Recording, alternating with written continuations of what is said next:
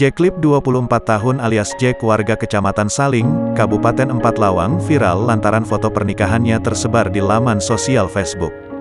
Jack viral lantaran menikahi dua wanita sekaligus. Ia mempersunting Linda Herlina 20 tahun dan Vivin 19 tahun.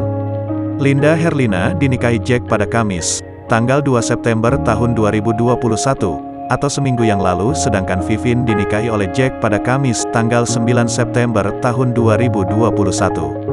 Alhamdulillah hari ini sudah diselesaikan akad dan acara pernikah dengan Vivin. Kalau Linda istri pertama, saya sudah selesai akad dan nikah 1 minggu yang lalu, kata Jack, Kamis, tanggal 9 September tahun 2021. Jack bercerita dirinya dipertemukan dengan Linda, istri pertamanya di Tangerang, sedangkan Vivin bertemu dengannya di kampung halamannya di Kecamatan Saling. Saya bertemu dengan Linda saat masih bekerja di Tangerang. Kemudian karena pandemi COVID-19 saya sempat pulang dan bertemulah dengan Vivin, katanya. Linda, istri pertama Jack, mengakui mereka telah sepakat untuk membina rumah tangga bertiga. Namanya cinta dan senang pas saya menerima Vivin juga dinikahi oleh suami saya, kata Linda sembari tersenyum malu.